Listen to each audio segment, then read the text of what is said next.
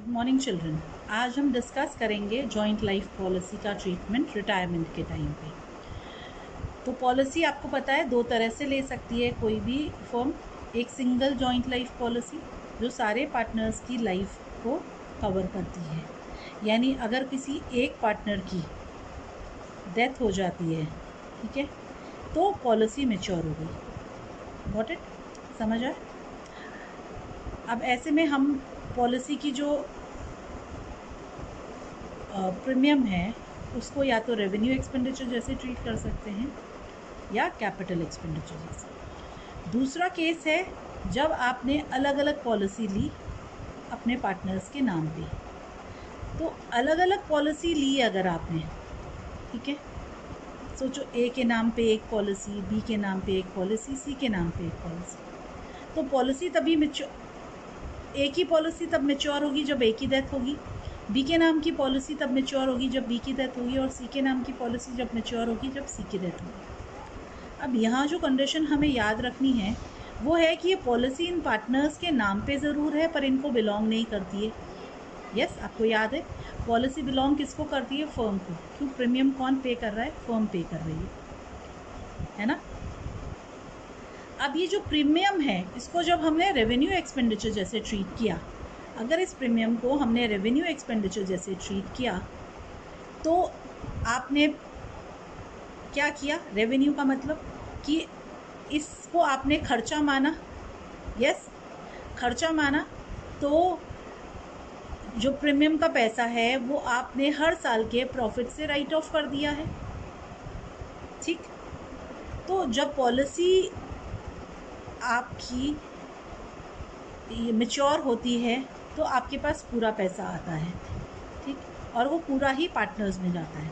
But सोचो policy mature तो हुई नहीं है रिटायरमेंट के टाइम में, तो आपने joint life policy account debit जो आज की सरेंडर वैल्यू है, यस, जो आज की क्या है? Surrender value. सरेंडर वैल्यू क्या होती है? Market value. यानी जो पैसा आज अगर हम पॉलिसी कंपनी को वापस कर देते हैं तो कंपनी हमें देगी, वो सरेंडर वैल्यू है। उससे जो हम एंट्री करेंगे joint life policy account debit to all partners capital accounts in their old ratio, ये एंट्री हम ओल्ड रेशियो में पास करेंगे। फिर ये जो पैसा आया है, ठीक है, इसका बेनिफिट सबको मिल गया, सारे पार्टनर्स को। अब इस अकाउंट को हम क्लोज कर देंगे, जॉइंट लाइफ पॉलिसी अकाउंट को क्लोज करेंगे रिमेनिंग पार्टनर्स में ट्रांसफर करके। तो remaining partners capital accounts in their new profit sharing ratio, किस रेशियो में? न्यू रेशियो में, to joint life policy account. तो इसका इफेक्ट क्या हुआ? इसका इफेक्ट हुआ gaining partners capital accounts debit to sacrificing partners capital account. Got it? ये हमारा इफेक्ट हुआ इसका। हमारी बेस एंट्री वही है, ध्यान है हमने स्टार्टिंग में की थी पीएसआर जब किया था तब। फिर अगर प्रीमियम को हमने कैपिटल एक्सपेंडिचर जैसे ट्रीट किया है तो इसका मतलब है कि सरेंडर वैल्यू पे ये पॉलिसी की का अकाउंट अपीयर कर रहा है हमारी बुक्स में यानी बैलेंस शीट में।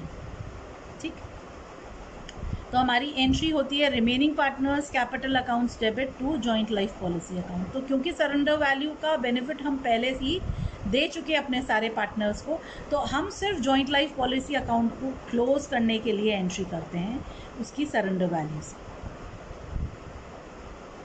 अब यहाँ पे हम ये समझेंगे कि अगर ये पॉलिसी हमने सरेंडर कर दी, यानी पॉलिसी हमने कंपनी को वापस कर दी, ठीक, अगर कंपनी को पॉलिसी वापस कर दी तो हम क्या ट्रीटमेंट करेंगे, क्या एंट्रीज हम पास करेंगे? ठीक है,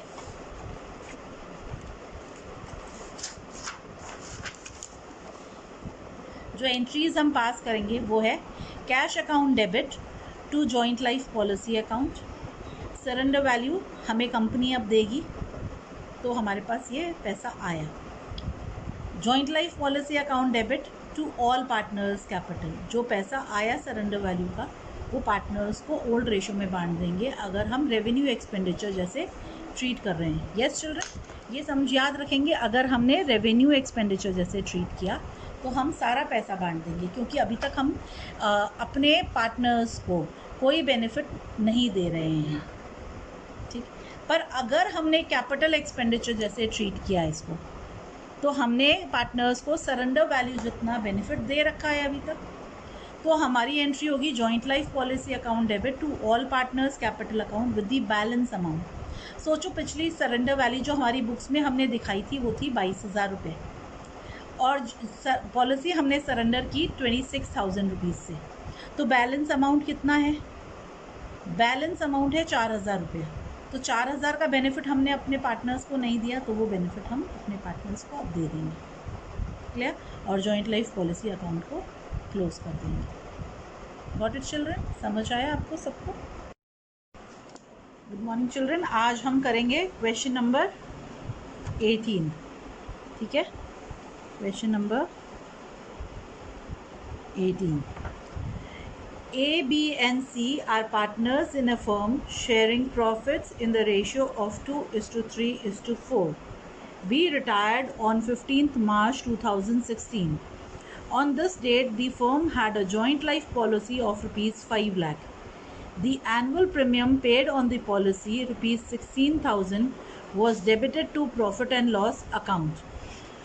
On the date of B's retirement, the surrender value of the policy was rupees 81,000. Record the necessary journal entry in the books of the firm. अब हम समझते हैं इस क्वेश्चन में क्या दिया है कि ABC पार्टनर्स हैं और उनकी रेशियो क्या है।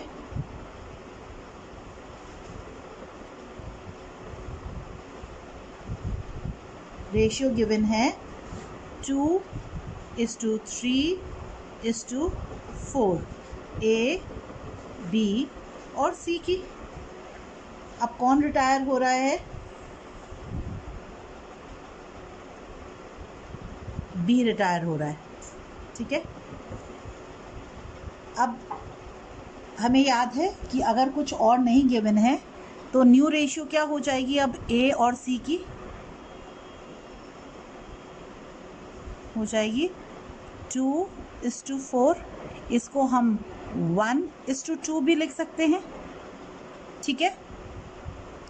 अब सरेंडर वैल्यू कितनी है पॉलिसी की?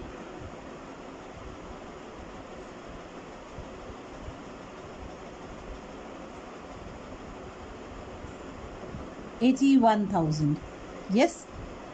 और दूसरा फैक्ट क्या गिवन है हमें ये गिवन है कि जो पॉलिसी की प्रीमियम अमाउंट था वो प्रॉफिट एंड लॉस अकाउंट में चार्ज किया, मतलब पॉलिसी को आपने रेवेन्यू एक्सपेंडिचर जैसा ट्रीट किया है। अब ऐसे में जर्नल एंट्री क्या है? जो सरेंडर वैल्यू है उस पर हमने सरेंडर कर दी, सरेंडर वैल्यू पे हमने जॉइंट लाइफ पॉलिसी अकाउंट को डेबिट करना है। Joint life policy account debit 81,000 किस रेशियो में? ओल्ड रेशियो में, to A's capital to B's capital and to C's capital. किस रेशियो में करना है?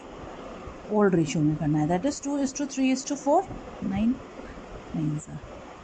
तो ये हो गया 18,000, 27,000 और 36,000। आ गया समझ में? ठीक है, इसको हमने रेशियो में कर दिया। यस चिल्ड्रन, अंडरस्टूड है? तो किस रेशियो में किया हमने? ओल्ड रेशियो में इसको सरेंडर कर दिया, वो कर लिया पॉलिसी का। अब हम joint life policy account close करेंगे तो हम क्या एंट्री करेंगे? Yes, remaining partners capital account debit to joint life policy in their new profit sharing ratio, उनके न्यू रेशियो में। तो A's capital account debit C's capital account debit to joint life policy?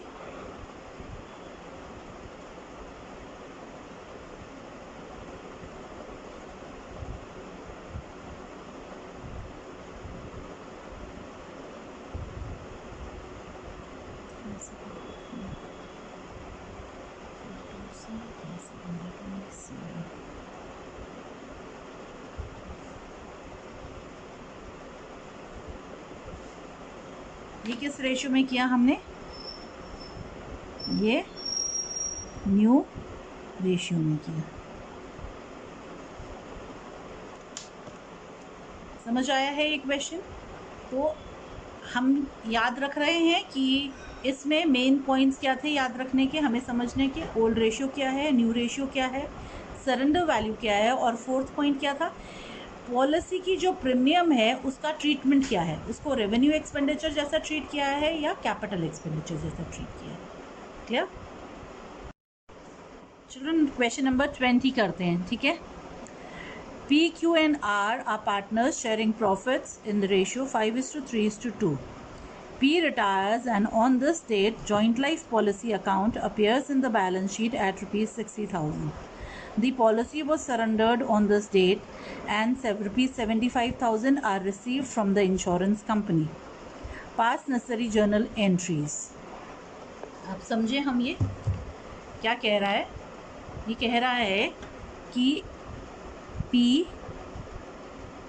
Q and R are partners and इनकी old ratio क्या है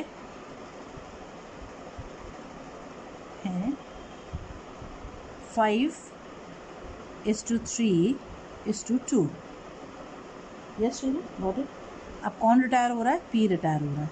yes, P retire हो रहा है business में से।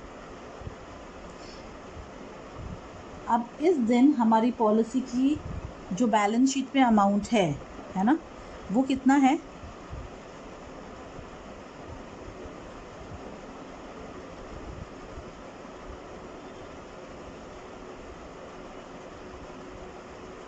या फिर हम कह सकते हैं इसको बुक वैल्यू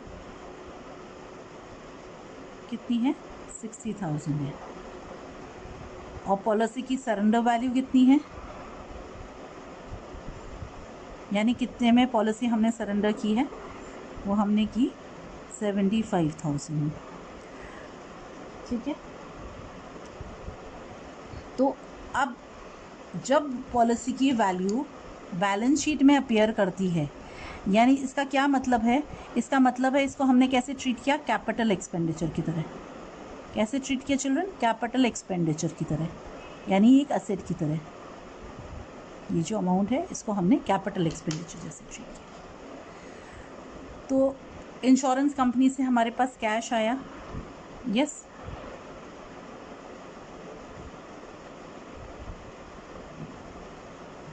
किसके अगेंस्ट? जॉइंट लाइफ पॉलिसी के अगेंस्ट।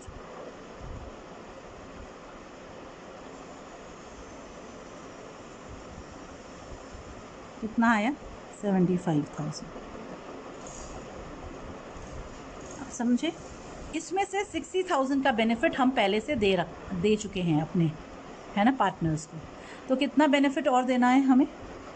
हमें देना है 15,000 का बेनिफिट और। तो हमारी एंट्री होगी joint life policy 15,000 to P's capital account to Q's capital account to R's capital account। कितनी हुई हमारी एंट्री? हुई इससे रेशियो में 5:3:2 में, यानी कौन सी रेशियो में हुई? ये ओल्ड रेशियो में हमें एंट्री करनी है। तो 7,500, 4,500 और 3,000। क्लियर? समझ आया है? तो अब मेरा joint life policy account close हो गया। यस।